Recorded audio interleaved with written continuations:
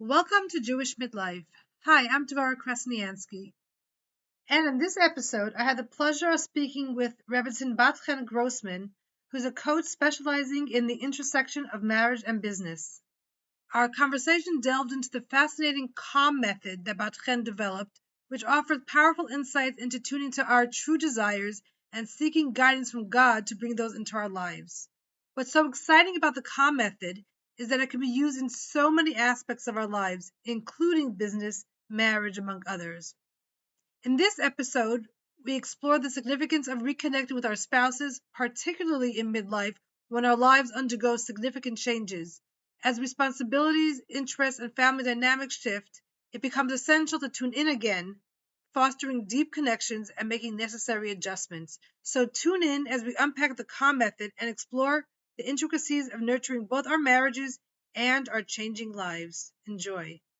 I've heard your podcast before and I've seen you on different shows, so I'm really excited about talking to you because you have that interconnection between marriage and running a business, and that's a lot of what's happening in midlife is like marriages are changing, the dynamics of a life is changing. So I'm really excited to be talking to you about marriage in general, and maybe we'll even get to talk a little bit about how that interacts with business and just starting other different parts of your next phase of your life.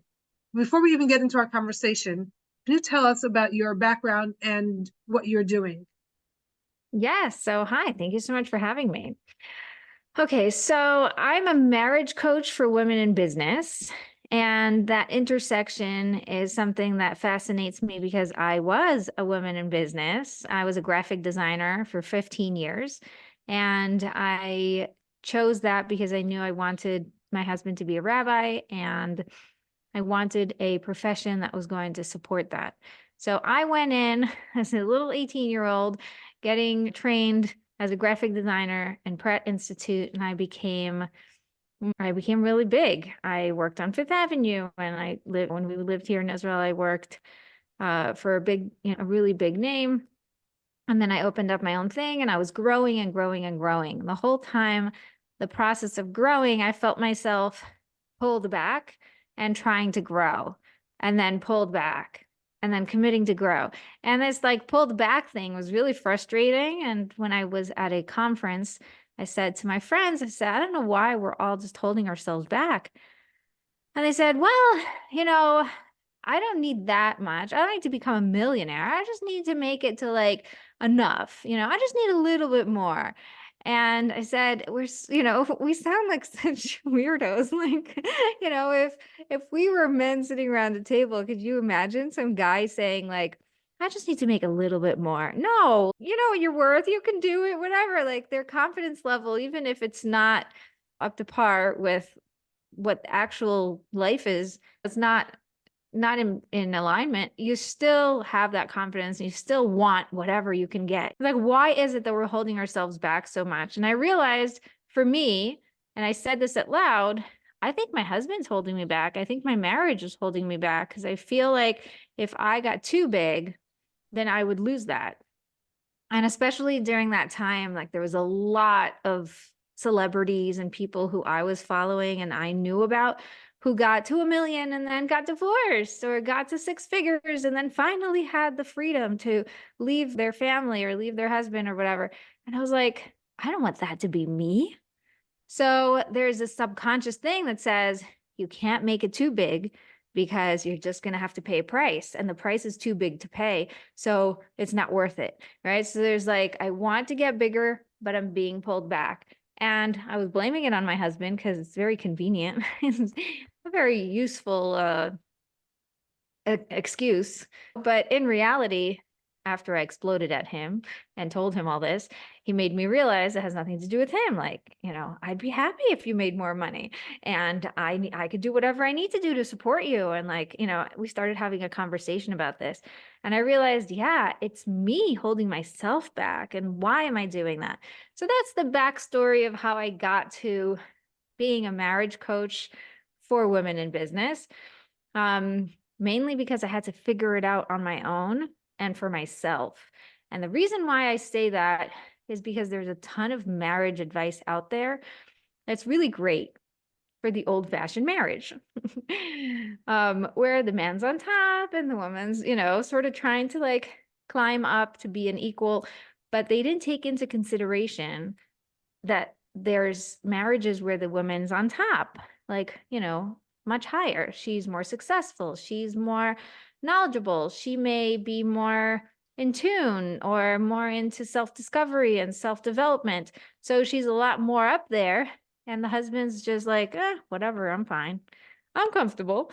Right. And then what do you do with that? The old-fashioned, empower the women, which they did really well, with our generation, is now hitting us back and being like, if I keep empowering myself, I'll probably just grow the gap and it's going to make it worse. So how do I find a way to make my marriage succeed and also allow myself to really thrive? And that's where it started. After I actually did it and succeeded and got better clients and got more money and made it in the graphic design world, my friends all looked at me and said, okay, what'd you do? And I had to sit down and reverse engineer what it is that I did. And I put it into a method.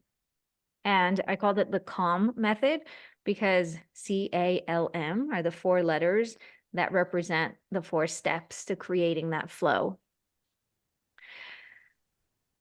I can go into that if you'd like. Would you I like think me that to? the whole background is fascinating. I always love hearing the backstory of how someone got to what they were doing. And I think that question is so important. I think even more so as we are like hitting our 40s and 50s. And so we grew up from a different time, that the information that we grew up with and the models that we saw don't necessarily work for who we are. So I'm really fascinated by your story. And now let's hear about this C.A.L.M method so that we can help others move through and get to the sense of calm that you now have. So let's go for it. Yes.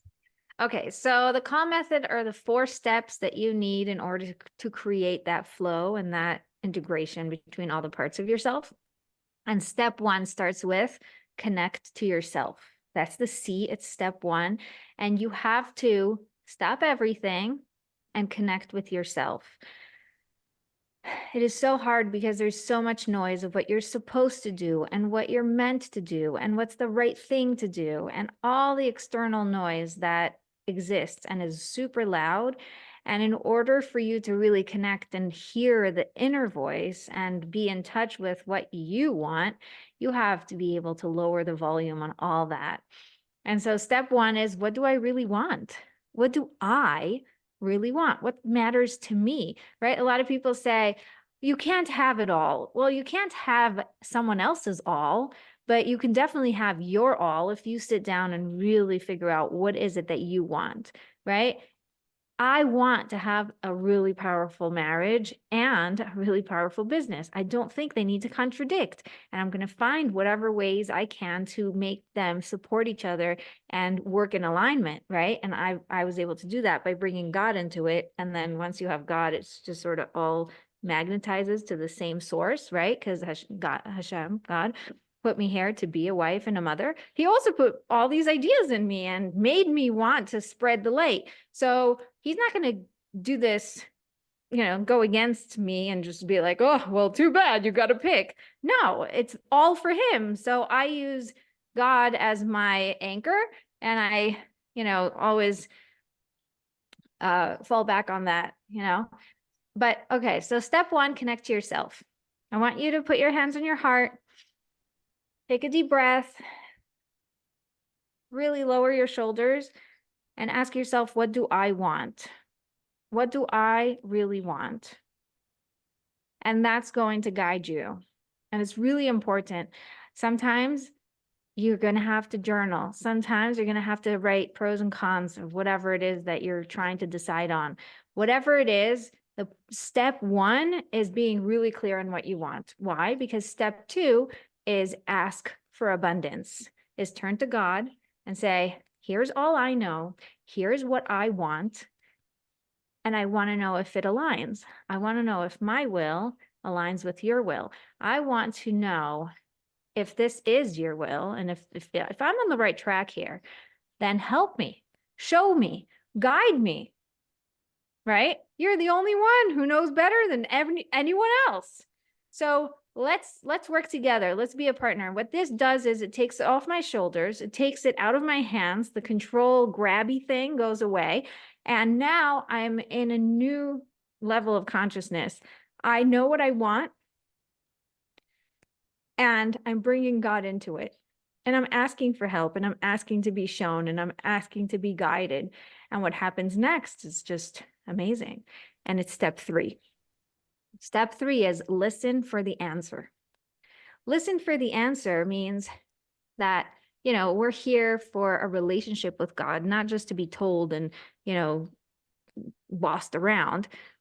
It's all about a connection. It's about a relationship. It's 2 ways. So I turn to God and I tell him what I need, and I ask for guidance, and I ask to be shown, and God shows me, right? And he guides me, and he's helping me. Now, how do I know? I once went to my rabbi and I asked him this, said, I want to do God's will. I'm a good girl. I want to do God's will. And if I just knew what God wanted, then I would know what he wants. And then I'd be able to know what I want. And then everything would just sort of work out. But I'm feeling so stuck because I don't know what God wants. And this doesn't make any sense. Like, I feel like I'm fighting reality. And the rabbi told me, oh, it's very simple. God wants what is. And I was like, what? That sounds too, like, what? So I had to really think, sit with it. And he said, whatever is in reality, in this world, is only what God wants, because if he didn't want it, he wouldn't make it. He wouldn't let it be. And he's the one who's creating everything and running everything. He's the God. So there is no question. So if you want to know what God wants, you just look through reality. Look at what's happening. Be grounded. And I love that because it really works with my whole brand. My business is called Connected for Real. And it's all about, I'm very connected. Like my soul is extremely connected. I have like a direct line to God. And when I'm asking my friends, like, what's my superpower? That was the thing that they said. But they said, but the weird thing is that you're also so practical and so grounded and so normal. It's like, to them, these were like 2 different things. And how do you put them together? And that's part of my, superpower, integrating different things. I think that you can't be just connected. You can't be living in la la land and be extremely, spiritual and fluffy and not be living in this world. Like, we are here in this world to live this world. And so here is another example of that. I get to know what I want. I bring God into it, and then I listen for the answer. What does this look like in practicality? I knock on the door and the door opens, or it doesn't open, or it opens later, right? There's a different window that opens up and says, hey, come over here. And there's a crumb, and I follow that crumb, and there's another crumb and another crumb. And I call up someone, or someone calls me, or suddenly there's a connection that remembers me and says, hey, I was thinking of you. All these things are just going to come through whatever life is, and you're going to pick up that this is God's answer. Now, here's the thing. This happens all the time. It happens all the time. It's hitting us in the face constantly, but we don't put the 2 and 2 together. We don't connect the dots. So when you're doing the C.A.L.M method, one of the main things is to stay awake and aware that this is actually what I asked for this morning. A lot of things happened between this morning and this afternoon, right? So I stood in prayer and I said, God, I really want this thing to take shape. This is something that really lights me up. Show me how to make it happen. If this is your will, like, let's get it moving, right? Help me. And then I go on with my day, and it just happens to be that I meet this friend who has this other friend who brings up my name. And somehow that evening she, schedules a call with me. If I'm not awake enough and conscious enough to realize that was the answer to the question I asked this morning, then it's just going to go over and blow right over me. So I have to be extremely attentive and extremely open to hearing God's answer and connect the dots back to my request. Okay, so we have connect to yourself, and then ask for abundance, listen for the answer. And at this point, you could say, ta-da, it's over. Like, you got your answer. You asked for it. You got your answer. Everything's working great. But there is one really important step that can never be missed. And this is the secret of mastering a higher level of consciousness. It's the M, master a higher level of consciousness. Okay, you bring it back to yourself. This looks like this. You ask, you get to know what you want. You ask and you listen and you actually get answers. You're like, oh, that's what God wanted. Oh, that's where I'm going to say yes to that. Oh, okay, I'll take it. Okay, I'll knock on the next door. Whatever it is, I got the answer. I am functioning from a different level of consciousness. Now, if I could just, if I am normal like everybody else, I'm like, next, okay, that was cool. What's next? Let me want more things. Let me communicate more. It's cool. This, by the way, is what happens to people when they're on that hamster wheel of self-development. They forget to celebrate. They forget to master what they just created. So they're running from one thing to the next. They're constantly growing. They're constantly getting in touch with what they want. They're constantly seeing miracles, but they never stop to take a breath. And the breath is really important. So master a higher level of consciousness would be celebrating, thanking, surrounding yourself with the right people who you can share it with, really being in gratitude. All these things and more are ways to solidify the experience, use it as fuel to propel you forward to the next thing. And so now you're not working hard to stay up on a higher level of consciousness. Now it's just become normal. It becomes your new comfort zone. You're just flying now, right? If let's say in the past, you were just sitting in the mud, throwing mud at people, blame, shame, icky, frustration, overwhelm, all the stuff that we're all trying to get rid of, right? It's that's a very low level of consciousness. You're just so disconnected. Everything feels so heavy. Suddenly you connected with yourself, you know what you want, you turned to God and you brought him into it. You started seeing results. You started seeing, oh, I'm getting answers. Oh, I'm getting miracles are happening. I asked for this and it just worked out, or it didn't work out, but it led me to the next thing. And I'm seeing that I'm on the right track and I'm seeing evidence. Oh, this is so cool.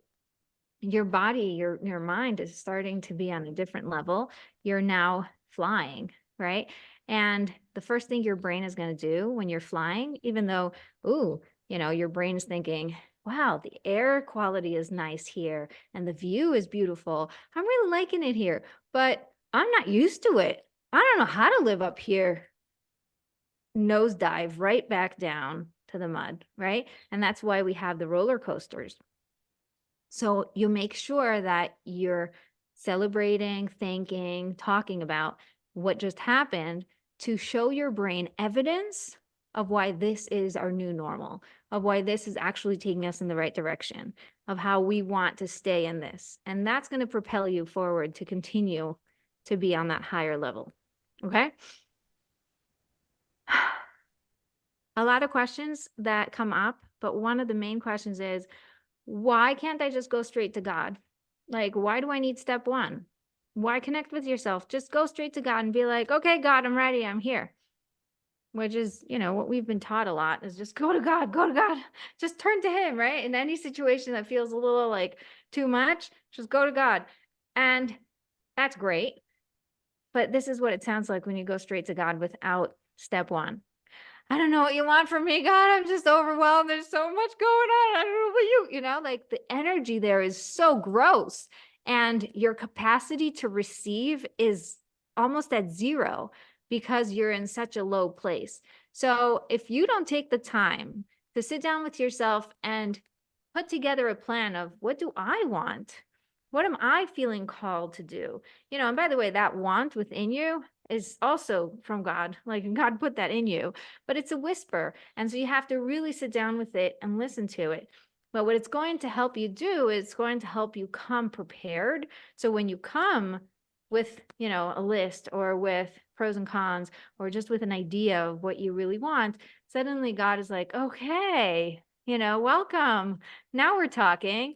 What's up? Let me show you, right? And you're a lot more open, attentive, able to contain the abundance that is coming next. So that's just an answer that comes up usually, so I'll just put it out there, it's really important to start with step one, connect to yourself. And don't forget the last step, master a higher level of consciousness, because that's going to be the step that's going to help you sustain and maintain and almost, master the higher level of consciousness so that you don't ever have to go back down to the mud. Wow. So you said a lot, so many things. I think it's so important now to connect with yourself. And I think that as we go through life, there's lots of connection points that we have to like, just because we connected back when, and we know what we wanted when we were in our 20s or in our 30s, now at midlife and really throughout life, things are changing. And whether you, like you were doing once graphic designing and now you're doing this marriage courses and this marriage enrichment and the interplay with marriage and business, that's another connect. And I think that's really important is like just because we started on a path and we were doing well, I think we always have to tune into who am I now and what is my situation now and what do I want now, because things change. I think that's really important. And I think the skills of doing that, whether it's journaling and or talking with somebody, the right somebody, not just any somebody, and that's but really connecting, I think is such an important piece. And then of course everything flows from there. But I think that the connecting piece is super important, especially at this point in our lives when things are changing and we're looking to the future. What do we want for the next part of our life, and not just going with what was just because it was. Exactly. I think that especially in midlife, what happens is that we don't realize that we've evolved and we've grown and we've gone through so much. A lot of, there was once an Instagram post where this lady was cutting vegetables and suddenly she stops and it says right above her head, like in text, that moment when you realize you're not single and, living in New York anymore, like now you're totally beyond, like in a different state of your life, different season. But like all of us have this identity of ourselves as what we were, and our brain hasn't caught up that we've grown and our families have grown and our capacities have grown and our skill sets have grown and our experiences have filled us with so much that we can use to continue growing. If you don't take the time to ask, what do I really want? You're going to still be working with the programming that you had way back then. And a lot of times that's not serving you anymore because that's already passed. I also find that midlife kind of, for many people, it kind of takes us to a new place when the family dynamics are changing. And so what we were, if we continue doing what we were doing, then we can't even continue doing. We're not doing carpool anymore because so now what do we do with that new time, or what do we do with that energy that we used to use for carpool and for all of that? So I think that's the beauty of midlife, is kind of telling us to ask ourselves again, what do we really want, to really connect with ourselves and for the next step, because carpool is not a thing anymore. And sometimes the friendships that you had because of the carpool and because of the kids, while they were friends and they were such a part of your life, these friends or these women are not part of your life as much because you don't carpool anymore. And I think that kind of forces us to ask the question, if we're not, no, like, or we just get that frustration. So I think that grounding it in the question, connecting with myself at this point, is so important to recognize all those stirrings or all those things that are happening so that we ask ourselves again, what do I need? What do I want? And then go Yeah, through the rest I of the process love that you that. described. And there's two ways that we are, pushed into this transformation. You can have, the classic way that people sort of already know from people's experiences, like forced into it, right? Something happens and then you're like, oh, new reality. I had to figure it all out. And it was painful and hard, but I did it and I've learned so much. And now, I've reinvented myself. Or there's the intentional way where it's like, you know what, God, I'm feeling pulled. I'm feeling called. I'm feeling ready. There's a new stage in my life. There's a new season that I'm in. Let's see what do you want? And when I was pregnant with my number 6, this is what happened. I was a graphic designer. I thought I made it to the top. Like, I don't want to ever change this because it's working, right? Like, yes, finally. And suddenly throughout my whole pregnancy, I'm just feeling called and feeling pulled and feeling like there's something I need to look into. I'm like, why? What do you want from me? And I would pray every day. I'm like, what do you want? What do you want? Show me what you want, because I just don't know. I don't know what this pull is doing, but I'm aware of something going on. And so my experience was very intentional. It was not forced by, I didn't have to be kicked out of my chair or pushed out of my comfort zone. I sort of was guided slowly, crumb by crumb. But when I was telling my friend at the park this, she said, "Oh my gosh, I was going through the same thing where I was a massage therapist, and I thought I had it all put together, and suddenly God is pushing me to do something else." But for me, it had to be forceful because I was fighting it tooth and nail. I was resisting it. I wasn't interested. So eventually she got to a point where she had to, be forced out of working where she, and how she was working, and her business had to completely take a hit for her to realize, okay, fine. Okay, God, I'm listening. What do you want? So our situations were very much parallel, but very different in experience. And I think that's something that you can really avoid if you can get connected and really centered with yourself. Allow yourself to get the answers. Sometimes we don't know. I was asking for a long time, what do you want? What do you want? What do you want? Until one day I said, you know what? Show me. And by the way, warning, be careful. If you ask God to show you, he will show you.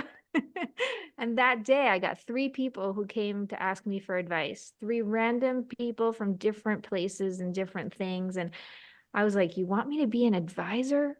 What does this mean? And then the next day, more people. And, I was that type of person anyway. But the fact that I asked to be shown, and then I was shown, and I followed the crumbs and I followed the intuition, and I really was able to figure it out, it makes life less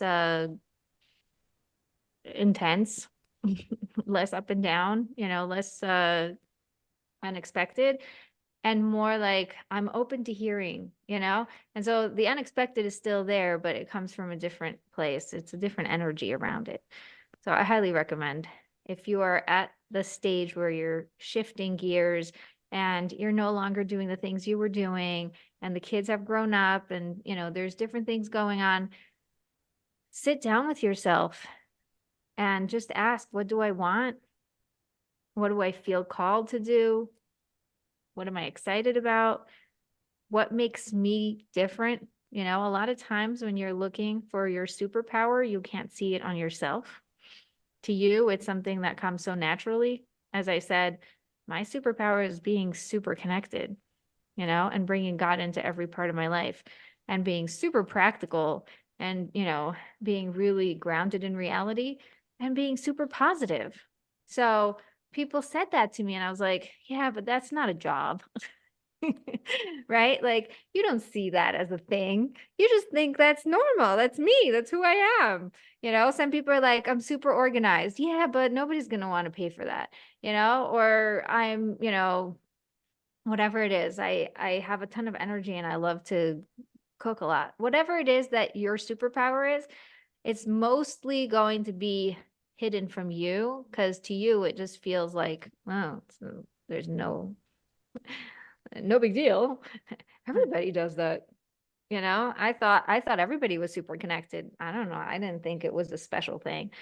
But one of the things I did, by the way, is I sent out a questionnaire to 50 of my friends, and I asked them to help me.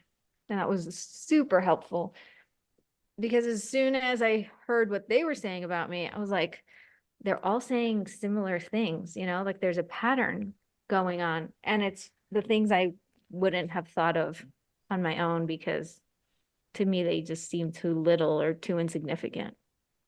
I think I love when I do that. I send also clients to talk to other people. Beside the practical advice that comes through from that, I feel like people feel seen finally, and like, oh, and like it's just wonderful to gather all that what people have to say, and the compliments and the acknowledgments of who I am, and you see that it's not just you. Oh, you're just that takes out that just and makes it into a something important, something that that's uniquely me. I love that exercise. Yes, asking 50 people or asking 10 people, of course, 50 people, you'll get more insight. Start with 10, but build it up, and you can really get some sort of pattern. But it's also like good to hold on to for later, especially when you're feeling like I have to push through something, and Right. you see that people see that I'm able to do that. Yeah, I love that. I love that. And in the beginning, I was I was so beginner. I didn't even have the concept of getting support at the time. Like I was so new at this whole experience.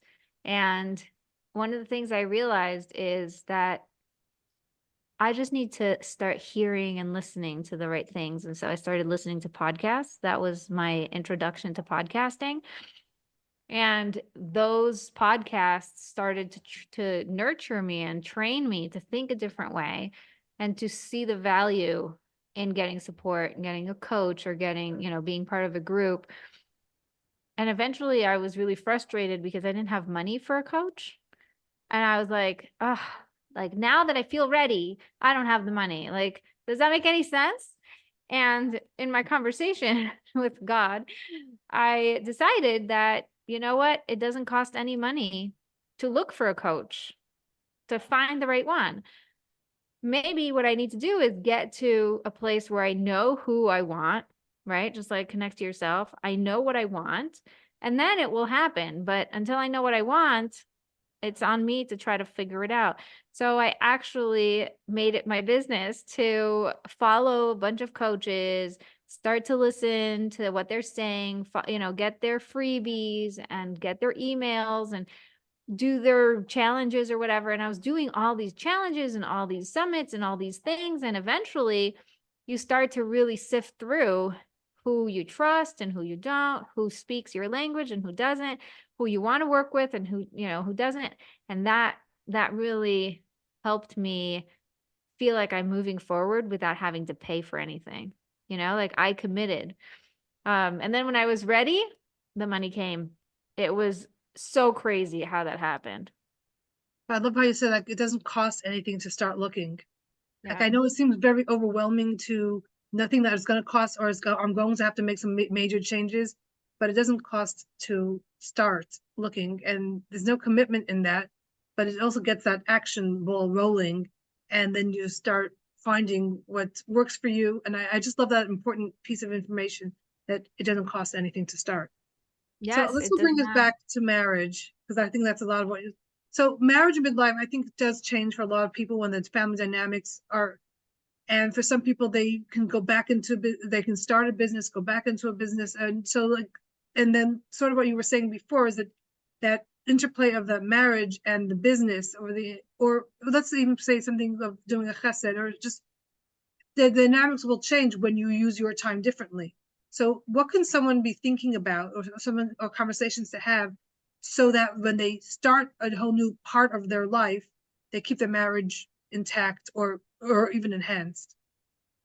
So the first thing I want you to remember is that we fall into these rhythms, right? Our brain likes to be really lazy about things. So there's a lot of defaults that it creates. And so at this age already, and at this point in life, you already have your systems and you have your defaults, and this is how you react, and this is how he reacts, and then this is how you end up, dealing with it and whatever. And it's very easy to stay in that. And a lot of people say, well, it takes two to tango. So if he doesn't go and get help, then I can't fix him, and if we don't go together, then there's no point of going. And I think that's the biggest mistake I've heard, ever since I started. That was the first question that I got when I said I only work with women. It's like, how could you? What about the men? They have so much to work on, like they need the fixing more than anyone. And I said, It's true, but you have to realize that men are very different than women.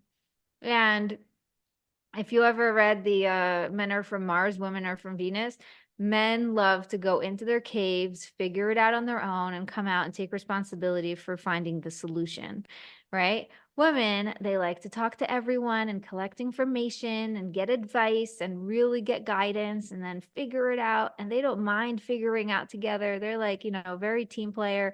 So why it's so fun to network with other women, right? And we have that nature where we want to be helped and we're ready to put in the work. Tell me what to do and I'll do it. And then I'll see if it works and if it's, exactly what I need. And then I'll adjust and then I'll, keep moving forward. It's very exciting. So when you tell a woman, get coaching, it's going to be good for you because a coached brain is very different than an uncoached brain. And, an experience that is guided is a lot more different than an experience that's not guided. There's a coach that says that getting coaching shortcuts the time that anything takes because you don't have to fumble around and figure it out on your own. You can just have a, direct roadmap. If you tell a man he needs help, he feels like you're taking him to the principal's office, right?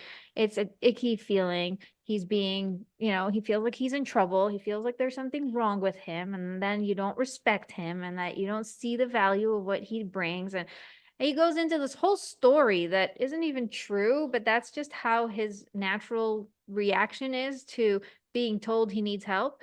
And this is not for every man. I know a lot of men who love coaching and do really great with coaching and they're able to make the most out of it. But I'm talking in general, if a man doesn't want or isn't interested, the last thing you should do is take him by the ear, right? Like, let me show you what we're doing now.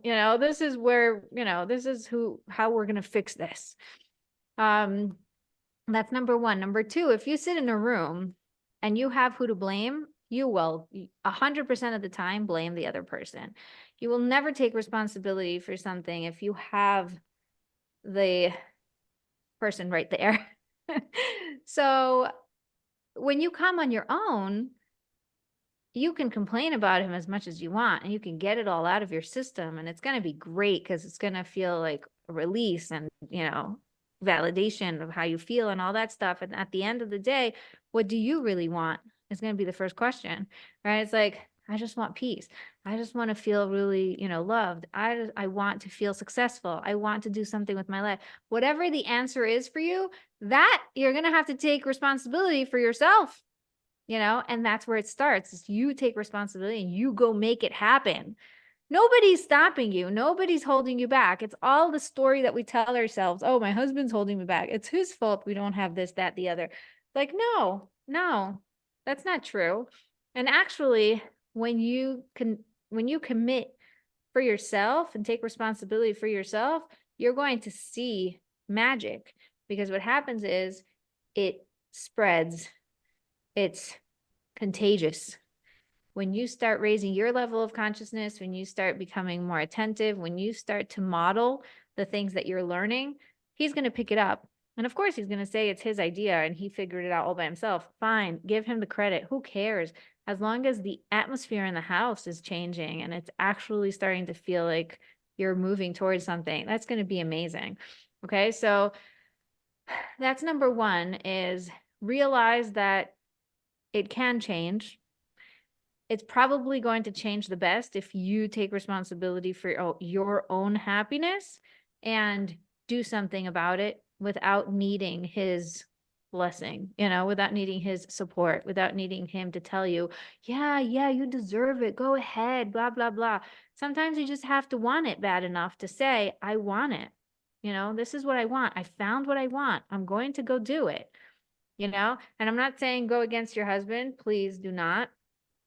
I coach people through how to talk to your husband when you want coaching and how to make it mutual, an agreement and how to communicate the wants and the results and all that stuff. I use the C.A.L.M method for that as well. But you don't need him for you to be happy. You need to be happy for yourself. And that's going to change it all for you.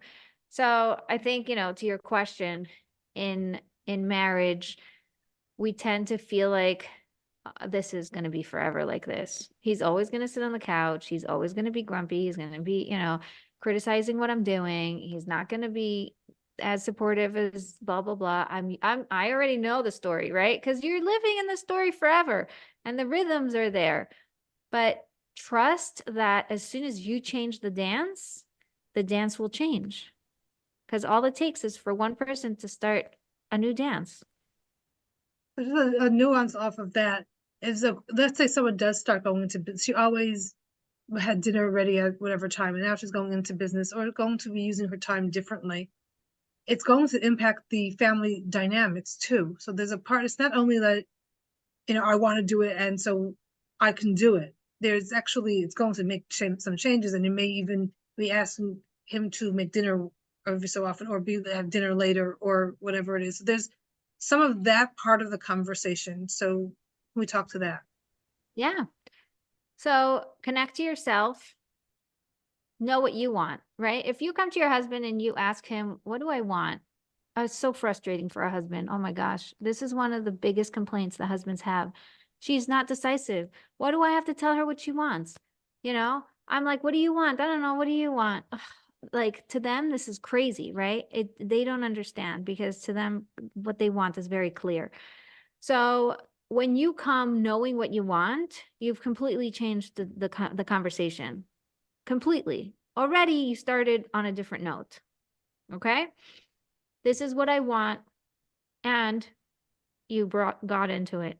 You asked for abundance, right? Before the conversation even started, you sat down with yourself, you figured out what you want, and you brought God into it and said, God, help me, show me, guide me, and put the right words in my mouth to communicate this, right?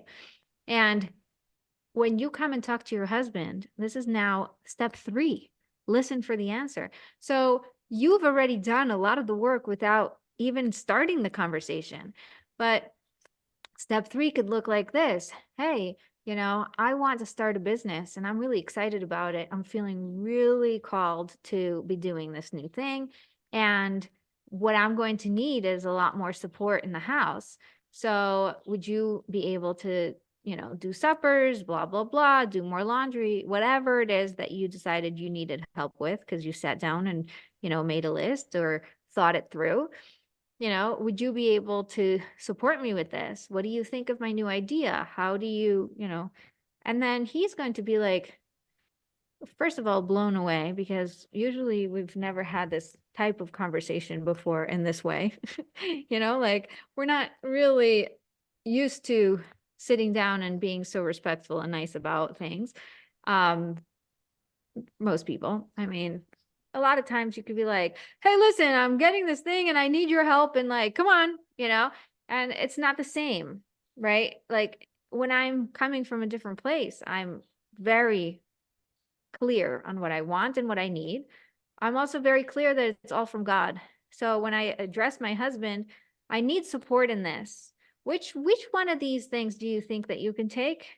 And which ones of these things on the list do I need to get external support? Maybe I'm going to have to hire someone else to do my laundry. Maybe I need to hire, someone to make me meals twice a week. I don't know. Maybe I'm going to have to buy takeout. Whatever it is, God can figure it out. It's not dependent all on your husband. So the pressure is off. Now, your husband can have a couple of reactions. And by the way, this happened with me when I was selling my program. I had my mastermind. I had 2 ladies who wanted to join, very similar situations. I don't know what my husband's going to say. I taught them the C.A.L.M method. I said, you sit down with yourself. Why do you want this? How do you want it? What do you need? All the things. Bring God into it. God, I want this so badly. If it's the right thing, then make it work out. If it's the wrong thing for me, show me what is better for me. Like, show me what's next. Okay. And then put the words in my mouth, go to your husband. The first lady told her husband, I'm really excited about this. I found this program. I'm excited. I want to do it. And her husband says, but you said you weren't going to do any more programs. You've been doing programs all the time. And I don't really know if the ROI is worth it. And like, where's the money going to come from? And this and that, the other. And she says, listen, Bat Chen says to pray for it, to just, ask God if it's meant to be, the money will come. And if it's not, then it will be super clear that it's not going to come. But it's, we're going to get an answer. So he says, fine, I'm in. I'll help you pray. They both decide that they're going to pray on this. And I think a day or two later, money comes into their account. Someone owed them 3 months worth of work that they finally got together and deposited. Of course, you could imagine the husband was shocked and said, of course you're going to work with her. Like, what's the question? God gave the answer. And he was on fully. Like, he was also such a supportive part in her process throughout the mastermind because he saw it working. He was up there with her, right? So even though he wasn't showing up to anything and he wasn't gaining any of the information that I was giving, it was spilling over. He was suddenly finding a new job and then got a raise, and all these things happened to him because he realized that, oh, like, this works. I'm going to try it too. The other lady went through the whole thing, comes to her husband, says, this is what I really want. I found this program. It's amazing. So excited about it. I just wanted, to ask you if we can, figure it out, whatever. And he goes crazy. He screams at her like nobody's business. What do you think you're doing? You're always taking my money. You're always wasting. All you want is just to squeeze me out of my money. And, you should just figure it out. And you know how much free stuff you can get from the insurance. And why are you looking for this, that, the other? And he really exploded. And he started calling her names and all sorts of really mean things. If you wanted to, be all labely about it, this would probably be really, like money abuse. It was real control. It was terrible. And she's used to this, right? This is not something new to her. She knew that this is a possibility. So she says to him, oh, thank you so much. That's the answer. And she walked away. And he's with his mouth open, like, what? What? Right? Because in the past, she would just cry and scream back, you never let me have anything. It's not fair, blah, blah, blah. And here she's like, oh, that was the answer. Thank you. And she walked away. And he's shocked. Now, she told me that in the past, if this would happen, if he would say no to something that she wants, that she really was like, I really want this, and he said no to it, she wouldn't talk to him for 3 days. He would sleep on the couch for 2 days. They would take it out on the kids. Everything would go completely haywire in their house, in the atmosphere, in everything, until finally she would calm down and let it go, and he would never apologize, and they would move on, right? And she was stuck in this loop. And when she was able to realize that actually this is just God speaking through him, this is not the right thing for me, and now I have to go figure out what is, she took responsibility. She went and found what is, free through her insurance. She started going to all these support groups. She started getting her life in order. She started getting her act together, and she created miracles for herself because she realized that God was just guiding her. There's never no in God's world. There is either yes, not now, or I have something better for you. So when you are faced with life, faced with reality, faced with the people who are, we used to give them a lot of power, but really the power is all in God's hands. These are all puppets. These are all, parts of the illusion. And now that she didn't give him the power anymore, you're not the source of my healing. You're not the source of my transformation. If you can't give it to me, then I'll go somewhere else. God is going to guide me. And that is the answer, right? So she was able to completely leave it, drop it, move on. And she says, I didn't even bother fighting with him. Like, he came into the room that night. I didn't care. I just did my thing. I exercised. I did, I ate well. I went to sleep on time, whatever.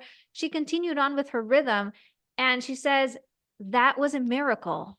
That in itself was a miracle for me to be able to be on such a high level of consciousness that I'm not reactive was a miracle, right? So a lot of times you're going to want to hear the right answer. God, you're supposed to say yes. It's like, you should have done it this way. Like, didn't you get the memo? Right? Because we want things to work out the way we want. But in reality, it's not always going to be the way we want. And we have to realize that that's an answer too.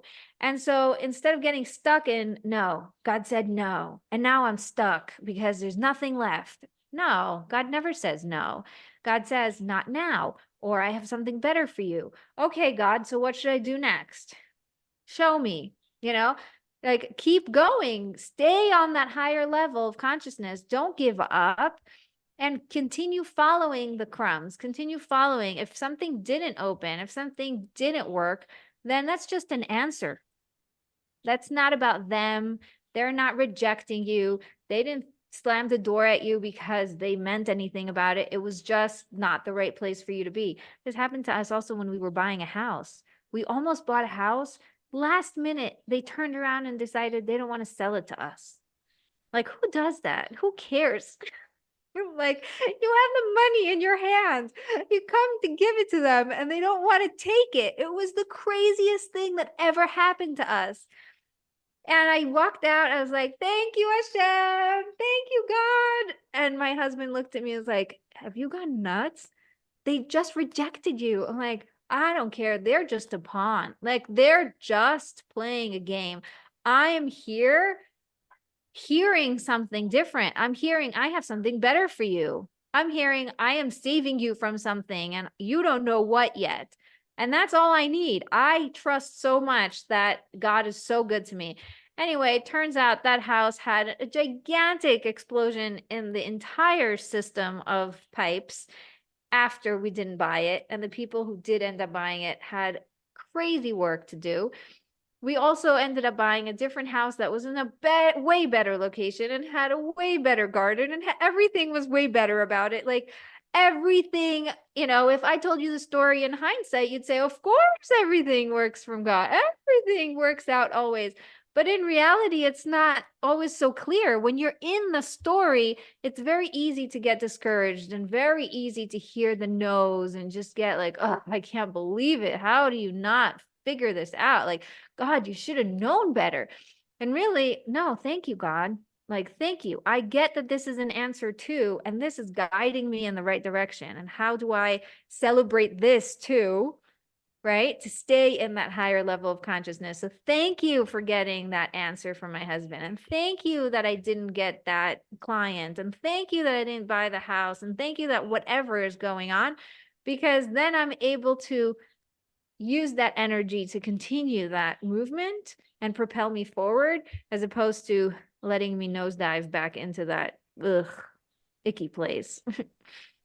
So kind of bringing it back to the question, I think there's so much that you said there, but bringing back to the question about conversations to have with your husband, I think what I'm hearing then is, what you want, ask directly, sort of like for his support or different ways that he could support. Because what I also know is that most men, or I think most people, want to give what you're asking for. If you just put it out there into the ether, they don't know like what's going to be right, what you want to hear, or what you want them to do. So they don't know if they're doing it right.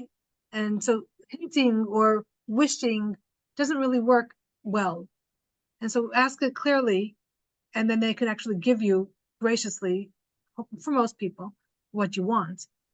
Right. And so And if they can't give it to you, that's okay, because you have someone on your team who has connections anywhere, and he's very creative. He is the creator. So he's going to get it done no matter what. Right. So a lot of times we think, well, if my husband doesn't do the dishes, then what am I going to do? Nobody's going to do the dishes. Like, you can hire someone for less money than you sit down and stress about it. Right. Like, just be creative, get the things you need without having to make it all or nothing. And for some people that can actually bring their husband into the be creative, if he doesn't have to, like, this is what I need to happen. Something has to happen with the dinners, for example. So either, I don't know, so this is what I was thinking, but maybe you have another idea, and bring him into the conversation. I think that really brings you both into the ownership of this new change, as opposed to I'm bringing this change into the marriage I'm bringing this change into our life, even though it's mostly my change. So having that conversation, I think, can really make it more powerful, and we're both coming up with solutions. And for many men, they like to be part of the solutions. I love that. I love that because you know what? A lot of times they are so good at solving problems. If you just give them the problem, it's so good. What happened recently was I have an assistant, and I was feeling like she needed a raise, you know? I was feeling like she's starting to feel a little resentful and she could get more money somewhere else or whatever. Like I was feeling like it would just be fair to give her a raise. And I didn't know if the money made sense, you know, if like the numbers, because my husband's better at this. So I actually sat him down. I was like, can you help me make this decision? Because you are better at this. What do you think we should do? How much? What percentage? Whatever, like tell me. And it was so much easier for him because he's not emotionally attached.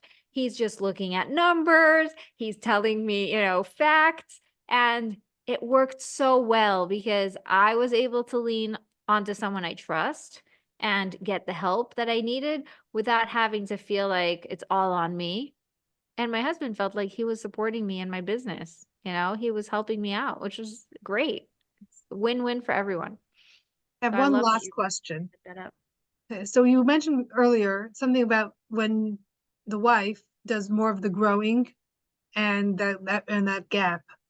And so now here we are talking to wives, to women, and if their husbands are comfortable with where they are, could we talk a little bit about really the gap could really be a reality for some people, for some couples. So let's talk a little bit about that. Ooh, the gap is a reality, let me tell you. So sometimes the gap is I am more knowledgeable than him in the spiritual stuff, or I know, I went to Jewish day school and he didn't, and then he only learned everything as an adult, so he knows it differently. The spectrum goes all the way to I'm more successful and I make more money, whatever, right? Like anything in between. That gap is usually made worse by you making it about yourself. Here I am. I know better. It's very self-centered, and you get really caught in that negative cycle of the opposite of humility. And what is humility actually? It's I am here to serve God, and all these gifts I have are tools that I was given in order to serve God. So I got the tools I needed in order to serve God in this way. That's not his purpose.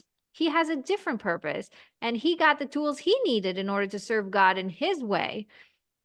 When you look at it that way, you're like, we didn't need the same tools. So we don't need to be on the same level. We don't need to be equals. We just need to realize that we're both here to serve God. So we're both here for the same reason. And that each one of us were given different tools in order to serve God in the way that we need to serve God. It makes things for, an automatic equator, because it's not about me versus you. It's about we, and we're here working together for the same goal. Right. And so now I can support him in the things he needs to do. A lot of times this happens also that you think you know what your husband needs to do. Like, I know my husband's purpose. This Mhm. happened to me and it was really difficult to get over. But my husband's a rabbi, and I know that he needs to shine and be big. And like, I kept pushing him, you should do a YouTube videos, and you should be, have a podcast, and you should have lots of students, and you should have followers, and you should have an email list, and, you should have a blah, blah, blah, blah, blah, blah, blah, blah, a long list of things that I told him he needs to have because that's his purpose. And what ended up happening is that I had to stop and listen to myself and be like, maybe I'm saying all these things because that's what I need to do. And I'm just too afraid because, that's not the person that I think of myself as. turns out I have a YouTube channel. I have a podcast. I have lots of followers. I have an email list, right? I'm doing all the things I told him to do. And when I stopped trying to control him and trying to grab at his purpose and, trying to like tell him what to do, I was like, you know what? I'm going to do what I need to do in order to make me happy, in order to serve God in the way that I was, called to serve. And I'm going to stop trying to control you and your way of serving. What happened was that I finally unhooked him from having to do the things that he's supposed to do for me, or that I think he's supposed to do. So obviously I know better. And he sat down and wrote his book, and he went and got it, like got the chief rabbi of Israel to give him a letter. And he went and like he followed every single thing that he needed to do, things I would never have the courage to do. Like, I don't know if I would be able to go and speak to these like, secretaries of rabbis and get them, please have them read the book. And I need him to give me, and like, he really pushed. He did what he knew he needed to do, because that was his purpose, was to write this book, right? He wrote Haggadah HaPesach, which is a Haggadah for the days when you have a Korban Pesach at the table. So when you're in Jerusalem one day, please God, hopefully this year, you will have the Paschal lamb at the table, and the entire Seder is different. Everything in the text is different. So he wrote down, based on the Rambam and all the things that are in the Talmud, what the differences are and what's new, what's different. But it's all the things you're going to actually have to say, and all the blessings that are, in the new text and all that stuff. So all the rabbis are like, wow, you did a really good job. This is amazing. And this was the thing he was called to do. But I was holding him back, because here I was trying to control it and think that I know better. And this is, you're supposed to do this, that, the other. Actually, he's not you. He's not an extrovert. He's an introvert, and he needs to sit down and do this piece of work that is going to change the reality. So it's amazing. And then also, like, here you have this guy who is not a salesperson, does not have any skills in selling anything, but he's going door to door talking about his Haggadah and selling it to people, and he has a whole pitch and he has a whole story and he explains it really well. Why? Because this is what lights him up and this is what he's here to do. So if I had to, if I'm looking back going, oh, that makes so much sense. Like, why was I being so grabby and so like, controlling? But it took me a while to let go, because I really thought I knew better. So again, it's not about me. It's not about what I think needs to happen. It's not about what I think is supposed to be, but more about, what does God want? If I can just leave it up to God and say, okay, listen, that's not my business. My business is what I do and the things that I have to show up for. So I'm going to focus on that, and I'm going to completely cut off all of my grabbiness to other things, what other people are supposed to do, what other people, right? Also the kids are starting to grow up, and you're like, they're not supposed to do that. It's like, yeah, none of your business. It's their life now, and they're going to have to make their own decisions, and they have to own their own relationship with God. It's a very difficult place to be. Very, because we as women are really good at the grabby, control-y thing. So it's totally understandable, and there's no shame about it. And when you can click out of it and allow God to show you how everything flows perfectly, because he's orchestrating everything, it will blow your mind. Wow. So the gap is, but I'm also seeing there's maybe a gap in one area, but then there's that other gap in the other area, and you're not supposed to necessarily be exactly the same, and accept the difference, except where it's extreme cases, which we're not talking about. We're talking about the whole normal middle. Yeah, well, listen, if you have two nice people and they're just, there's just like a what was God thinking? You know, a lot of times you see a couple, you're like, what was God thinking when he put them together? And then you realize actually he was exact in everything he did, because we're not meant to be copies of each other. We're meant to fill each other's gaps. So if I can find my husband's strengths and I can lean on those strengths, then, oh, isn't that amazing? You know, isn't that mind blowing? And then I can do my job better, then he could do his job better, then we can just have flow in our day. You know, one of the things that happened when I had my big aha moment that my husband is not holding me back. So he said, I would do anything, like whatever you need. And I was like, you know, I can't do suppers anymore. Like it stresses me out. Between 4 and 6 is when I want to be with the kids. I cannot be with the kitchen. I can't deal with food. Also with my pregnancies, I can't look at food. Like I just don't want to do this anymore. And I was like, okay, so I'll do it. And my husband took all suppers. He makes Shabbos. Like he does so much because he is very robotic and very scientific about it. He just will do the same thing every day and, like, you know, have his systems and his routines, and he knows how much and he knows whatever. I am such an artist about it.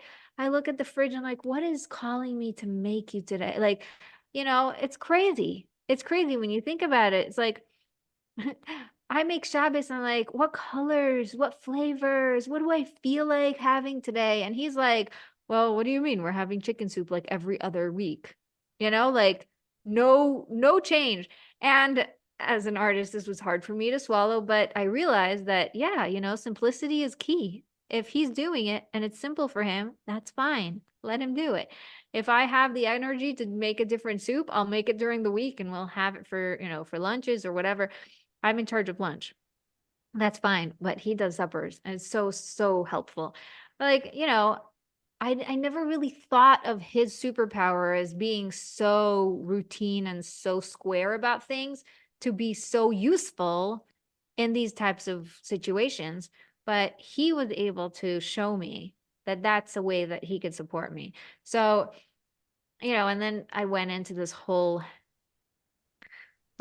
tangent. Let's say something's wrong with me. You know, all my friends are normal women and I'm not making supper. So blah, blah, blah, all the shame, all the stories. It was really funny, like how it catches you. And then you have to realign, readjust, be like, okay, whatever, stop comparing. Just be happy with what you have right here, right now, right? And celebrate that you're unique and you have a different marriage than everyone else, and that's okay.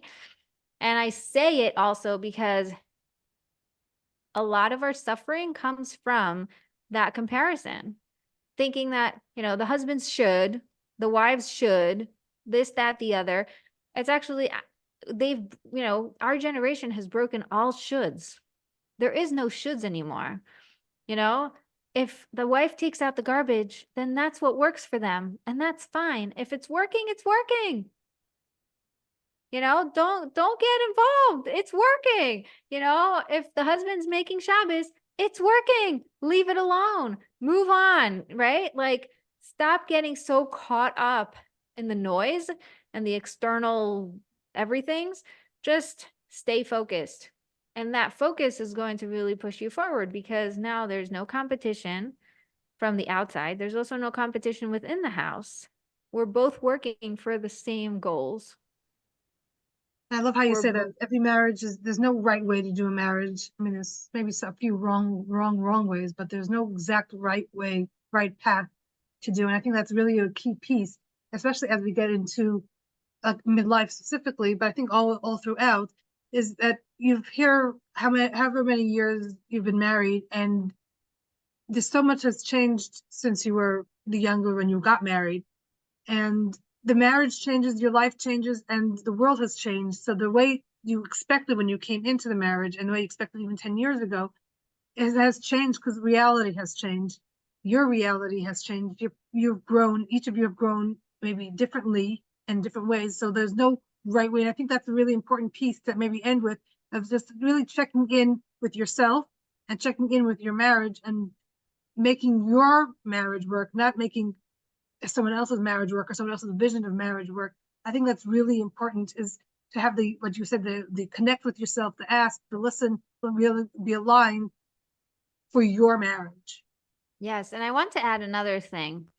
Right now, I was just talking to a soldier and he said, when I am in fight mode, I'm not processing anything. I'm just like, move, forward, keep going, move, right? So day after day after day, you're just in survival mode. You have a focus and you move forward. And then they give us a break every 3 weeks to go home for, a couple of days or whatever.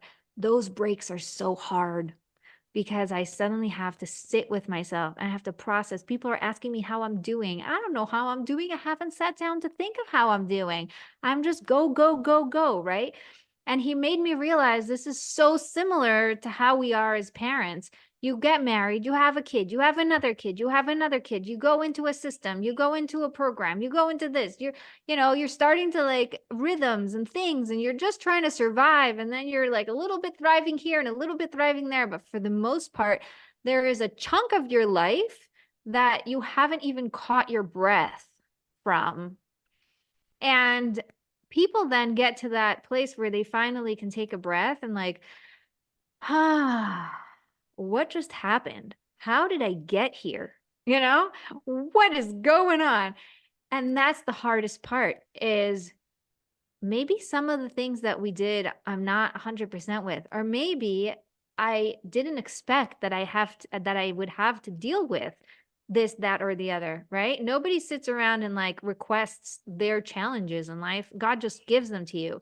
So you go into marriage thinking, oh, it's going to be all great. And then there's like no money, or then there's this child that has a label. And then there's this other thing that comes up, and all these things that show up in your life that almost come up in every situation. Every marriage is going to have something that's going to hit it that is unexpected, and you don't know it's coming, and you don't know how to deal with it. And then you have to figure it out. And then you finally figure it out, and there's another thing that you have to deal with. And like, it just keeps going. And then finally, you get to midlife. That's a spot that gives you a chance to process, and it allows you to be intentional about what's coming next, right? I told him, as a soldier, you can continue just push for the rest of your life and just like leave that behind, but it's subconsciously always going to haunt you. Like, it's always going to come after you, right? But if you can stop, during this break that you have, because something traumatic happened, obviously, not just from the go, go, go, but something happened to them that they were not processing yet. That if you can sit down and process it properly and really listen to all the emotions and be there with yourself and allow it to just go through you, you will learn what you need to learn. You'll gather all the pearls of wisdom and the nuggets of gold and all these things that you need to collect from that experience. And then it will help you in the long run. You'll be able to talk about it differently. You'll be able to experience life differently. So same thing in midlife. If you can sit down right now, and I highly recommend hiring a coach, because processing emotions and processing situations and, like loops that you have been living for the last 20 years, right? Of this is how it always is. And then, and sometimes it's your own subconscious loops. Sometimes it's the loops that you are together with your husband, the way that you react to each other, whatever it is. If you can just pause and process that, then you will have a clear, clean plate to start with. And the things that you will start to create next are going to just be incredible, because they're not going to be weighed down by all the baggage. Man, that's a nice way to end. So thank you, Bat Chen. How can people reach you? What's your website and your social? Okay, so I am at Connected for Real, connectedforreal.com, at Connected for Real on Instagram. And I have a freebie that people can get. It's called The Guide to Unravel Overwhelm. And it is so powerful. It is the first step that I took in order to get out of overwhelm and really get clear and see progress and momentum in my personal growth. And so I give it to everyone for free because it's so powerful. So in order to get that, you go to connectedforreal.com/ guide. Right. So thank you so much, Bat Chen. This was really a fabulous conversation about C.A.L.M and about how that works with our midlife marriage. So thank you so much. Pleasure. Thank you so much for having me. Thank you for joining me in another fascinating conversation about midlife. If you'd like to reach me, Devora Krasnianski, to talk about your midlife or anything else, you can reach me at jewishmidlife@gmail.com. You can also find us on our website, jewishmidlife.com, and follow us on Jewish Midlife on Instagram or Facebook, and join our conversations in our Facebook group at facebook.com/groups/Jewish Women Talk About Midlife.